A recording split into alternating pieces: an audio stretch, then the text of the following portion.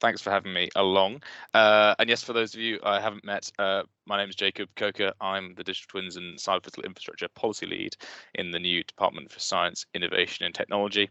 So work very closely with the National Digital Twin Programme you may be familiar with as well, and Catapult colleagues.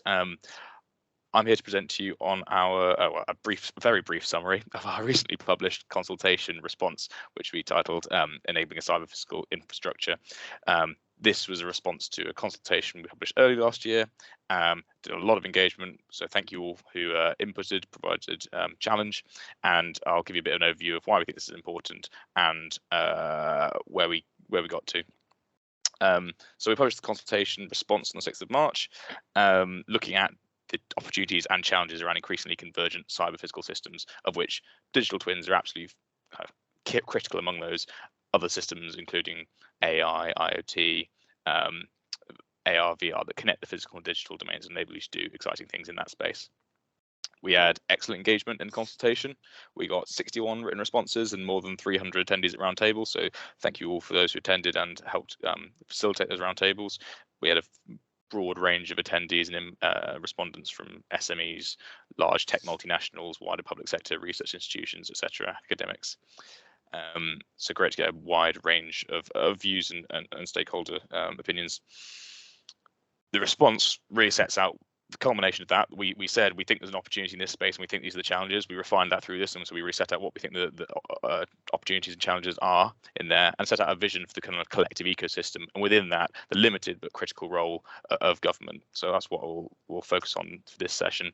And I will skip us on to the agenda. So I'll briefly cover why we think this is important, why we think the future is convergent, why there's value and challenge in that, how do we want to get there, what are the critical enablers we think government might work with the wider ecosystem on, and then if there's time, we'll be putting in questions. We can talk a little bit about kind of the specific actions we're taking, but at the moment, kind of wanted to kind of give the key priorities for us.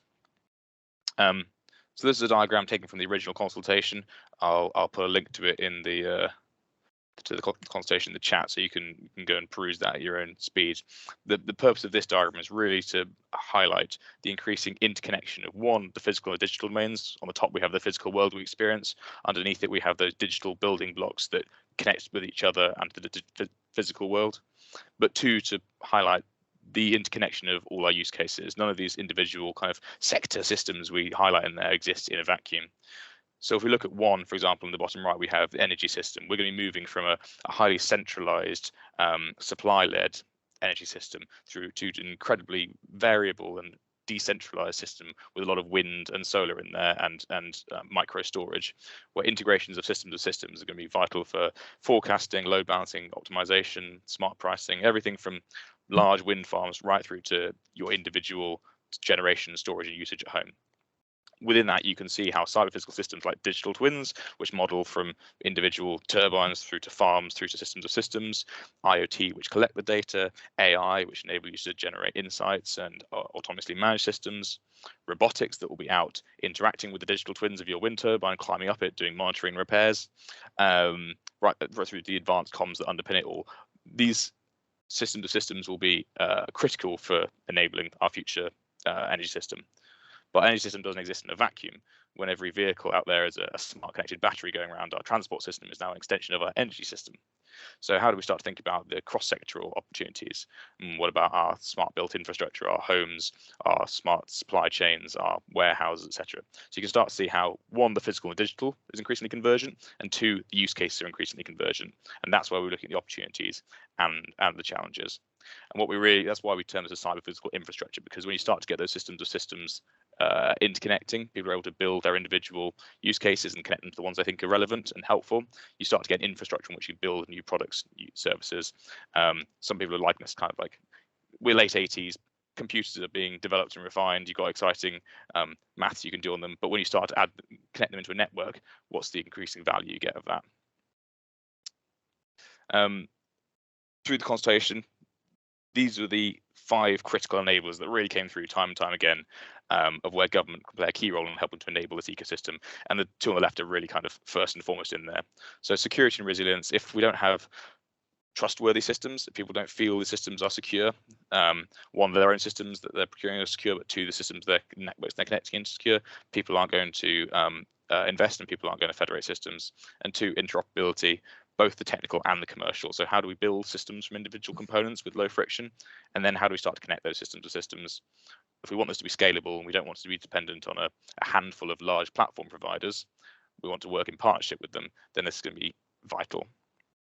And then the other three value propositions, this has to be value proposition led. This isn't something where you can build it at the end. It's going to be iterative, and we need to show the iterative value in it. Frameworks, guidelines, and standards, there's a lot of kind of similarities and links to Industry 4.0, where there's the challenge of how you start to have these cross-sectoral, cross-technological questions are a real barrier to collaboration and connection of systems. So how you start to develop those with the community. And skills, as with any kind of digital tech agenda, the availability of skills is absolutely critical enabler for this. I'll in terms of next steps, so those are the things that we're going to be focusing our efforts on in the consultation, which I've linked, sets out some of the key areas where we're working with other government departments, UKRI, but also the wider ecosystem on initiatives taking forward. I'll highlight one specifically, which I will put in the chat after this as well, which is we're launching an ecosystem competition, or have launched, which is closing in about 10 weeks time, I think. That is the next step that we're taking in terms of helping to facilitate this coming together, helping people to share value propositions, understand where they might want to start to develop frameworks, guidelines, standards, advancing the agenda. Not necessarily saying something everyone want to bid for, but when that starts to mature, and once we've got one, if you'd like to bid, please do bid. There is a Q&A email address if you'd like to get in touch, but also that's something to keep an eye out for. Once they get set up and running, that will kind of be our focus point, where we will engage particularly with industry, but also academia, to help advance this agenda. So those are kind of the headlines from our side. If you've got any questions about specific initiatives or diving into this, very happy to take those on Slido. But thanks very much for your time. I'm looking forward to continuing to work with you all on this.